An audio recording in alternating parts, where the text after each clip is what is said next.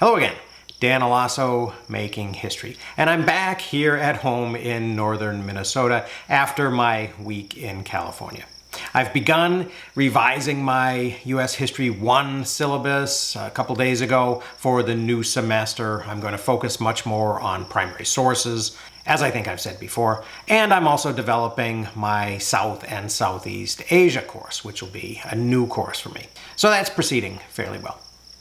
While I was away, I got a comment on an older YouTube video that I had made about Marcus Krajewski's analysis of Niklas Luhmann's Zettelkasten system. And the commenter invited me to, as he said, join the revolution, which when I dug into it and followed the link that he had included to his own channel, turned out to be a revolution against the computerization of note-taking systems. And this commenter was a guy by the name of Scott P. Scheper, who has made a series of videos promoting what he calls anti-net Zettelkasten. He seems to believe that the current crop of apps such as Rome Research and Obsidian actually get in the way of effective note-taking. He seems to think that Aaron's got it wrong in how to take smart notes. And one of the arguments that I do find a little bit compelling is that the work involved in physically creating a paper note and writing something down helps the user to remember the information on the note. And actually, this is something that Aaron's did say in his book, that physically writing something is more effective than typing a note. And this idea seems to be kind of related to the concept of desirable difficulty in the retrieval practice world.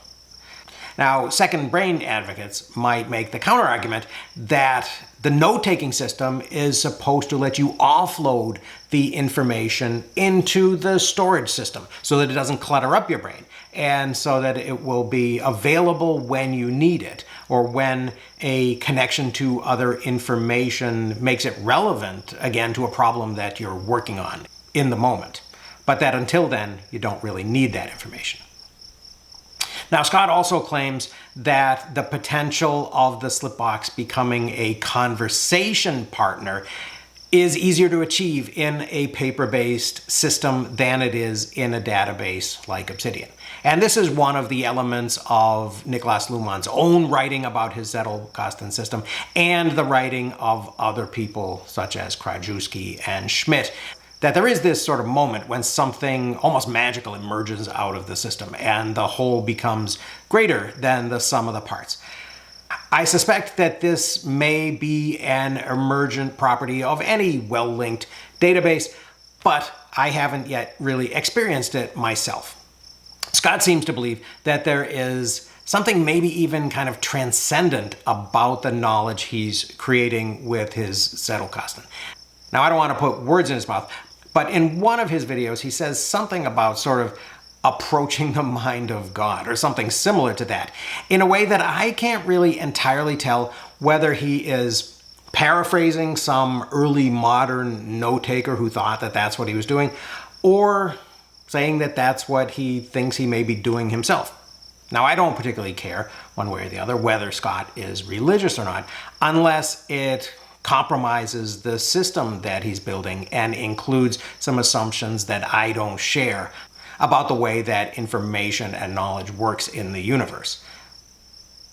Now, one of the things that does fascinate me about a paper or perhaps a multimedia, part paper, part computerized note-taking system is that I seem to be at the point where I'm trying to get stuff out of my note-taking system, and it's not really as easy as I would like it to be.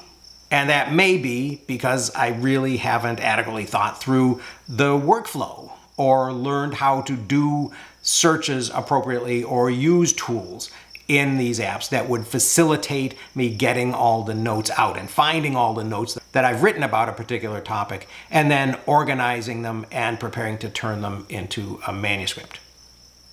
On the other hand, I am a bit annoyed that this is not as intuitive as I'd like it to be. I have been thinking about using Scrivener as my organizing platform, as I did when I wrote my dissertation. It's a bit more linear than I'd like it to be, but ultimately, a book is kind of a linear path through a forest of ideas. So maybe the linearity of Scrivener is appropriate for that task. All that said, I do find the idea of a box of note cards very attractive. So I think I will continue watching Scott's videos, and I'll continue playing around with paper notes. Maybe if I jump back and forth between paper and Obsidian, it will actually improve the structure of my vault. I'm still writing in Obsidian, and I'm still using it for my daily notes, like this one here. And I do think that it makes sense to put my primary sources in so that I can link them to each other. And that linking may actually help me to create a slightly less linear text for my history students who are going to read these things, if they can jump around from one passage to another based on links or keywords or other connections between all of these different sources.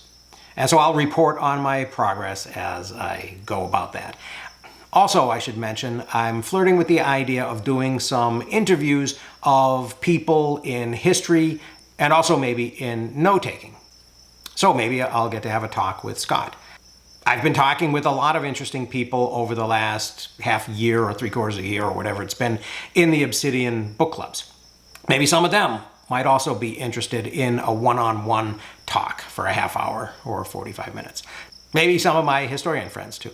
And I'll let you know if that develops. And if you're one of these people and you want to talk, drop me a line. But in any case, that's all for now. So I hope you found that a little bit interesting. Thanks a lot for listening. I will see you again